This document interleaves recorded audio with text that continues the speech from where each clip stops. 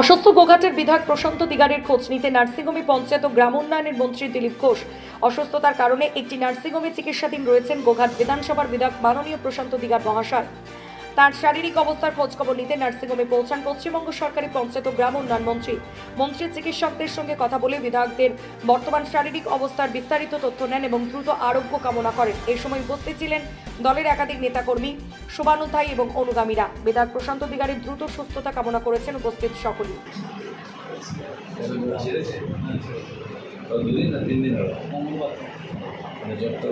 ছাড়ছিল না,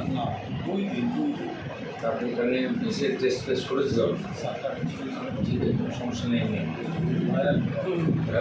এই সময়টা হয় মাঝখানে খুব গরম ছিল, তারপরে বৃষ্টি শুরু হয়ে গেলো, চলছে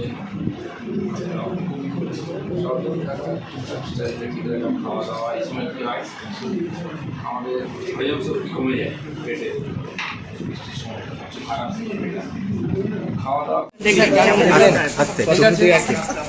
একটু অসুস্থ হয়ে পড়েছে। আমার মনে হয় সিজন ফিভার টাইপের, একটু ইনফ্লুয়েঞ্জা টাইপের হয়েছে।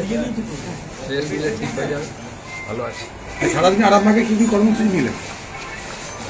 দিনটা আরামবাগে করিনি, সকালে শুরু হয়েছে নিউ টাউন থেকে, তারপরে নবান্নে মিটিং, তারপরে গেছি আর হেস্টিংস জুট মিল, ওখান থেকে এসেছি কী বলে পাশে চাপাডাঙ্গার ওখানে চাষিদের সঙ্গে দেখা করেছি, পাট চাষিদের সঙ্গে, তারপরে হুগলি চেম্বার অফ কমার্সের সঙ্গে চাপাডাঙ্গায়, এখন আরামবাগে মিটিং আছে।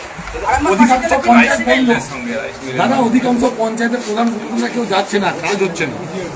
আমি বলেছি আসতে হবে সবাইকে, তাহলে আমরা আইন পাল্টে তাদেরকে আলাদা করবো।